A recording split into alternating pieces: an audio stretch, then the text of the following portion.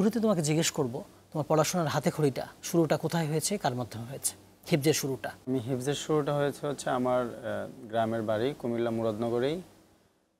কুমিল্লাতে? হ্যাঁ, কুমিল্লাতে। সেখানে আমি হিফজ শেষ করে তারপরে ঢাকার যাত্রাবাড়ি তাহফিজুল কোরআন ওয়াস সুন্নাহ মাদ্রাসায় আলহাজ হাফেজ কারি নাজমুল হাসান সাহেব হুজুরের প্রতিষ্ঠানে আমি শুনানি বিভাগে ভর্তি হয়েছি। তোমার হিফজ পড়ার শুরুটা কার ইচ্ছায়? হিফজ পড়ার শুরুটা হচ্ছে আমার বাবার ইচ্ছায়। আমার বাবা সৌদি প্রবাসী ছিলেন, তো আমি ফার্স্ট টাইমে যখন আমি স্কুলে পড়াশোনা করতাম শিশু নার্সারিতে, তখন পাশাপাশি গ্রামের যে মসজিদগুলো থাকে বাসার পাশে, ওই মসজিদে আমি ইমাম সাহেবের কাছে কোরআন তেলাওয়াত শিখতাম।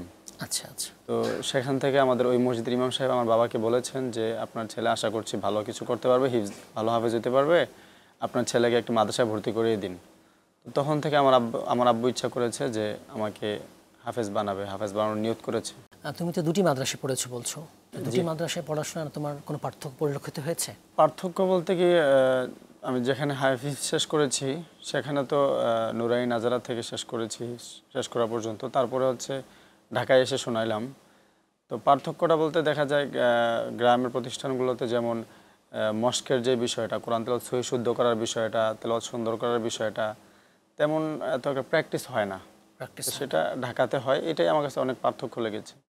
আমলের কোনো পার্থক্য? আমল আলহামদুলিল্লাহ সব জায়গায় ঠিক আছে, দুই জায়গায় একই রকম লেগেছে আমার কাছে আমলের। তোমার হিফজে কতদিন সময় লেগেছিল? আমার হিফজের সময় লেগেছে হচ্ছে 2 বছর। 2 বছর হিফজ শোনানোর পর, হিফজ শেষ করার পরে সেটা রিভিশন দেওয়ার জন্য আমি ঢাকায় এসেছি। কতদিন শুনিয়েছো? ঢাকায় আমি শুনিয়েছি হচ্ছে 2 বছর। 2 বছর হিফজ শুনিয়েছি, তারপরে কিতাব বিভাগে ভর্তি হয়েছি।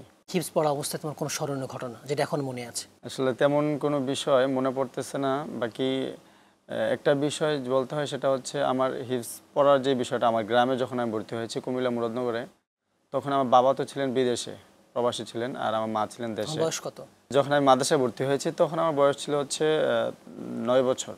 আচ্ছা, ছোট। 9 বছর বয়স ছিল। তো গ্রামে যখন ভর্তি হয়েছি আমার দাদা সবসময় আমাকে দেখাশোনা করতেন। আচ্ছা আচ্ছা।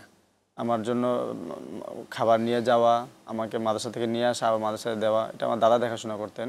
তো আমার তখন একটা স্মরণীয় বিষয় হচ্ছে কি, যে একদিন প্রচণ্ড ঝড় তুফান হচ্ছিল। তো তখন আমি মানে খুব আশায় ছিলাম যে আমার দাদা কখন আসবে। তো হ্যাঁ, বাসায় যাব। তো পরবর্তীতে আবার অনেকক্ষণ পরে দাদা আসছে, তো তখন আমি অনেক কান্নাকাটি করেছি আর কি। ওইটাই আমার কাছে হিফজ পড়াকালীন যেই স্মরণীয় বিষয়টা, এটাই, আর তেমন কোনো স্মরণীয় বিষয় নাই। হিফজ পড়া অবস্থায় এই প্রতিযোগিতা, তুমি কিভাবে আগ্রহী হলা প্রতিযোগিতায়? যখন আমি গ্রামে পড়াশোনা করছিলাম তখন আমার বাবা একদিন টিভিতে দেখছিলেন যে আমাদের ওস্তাদ আলহাজ হাফেজ কারি নাজমুল হাসান সাহেব হুজুরকে কোরআন তেলাওয়াত করছেন। তো ওখান থেকে টিভি থেকে ওস্তাজির নাম্বার নিয়েছেন। হ্যাঁ, বাংলাদেশ টিভিতে ওস্তাজির নাম্বার নিয়েছেন। তো নেওয়ার পর ওস্তাদের সাথে যোগাযোগ করেছেন যে মানে আমাকে ভর্তি করানোর বিষয়ে। তখন আমাদের ওস্তাদ বলেছেন যে ঠিক আছে, ঢাকায় নিয়ে আসেন।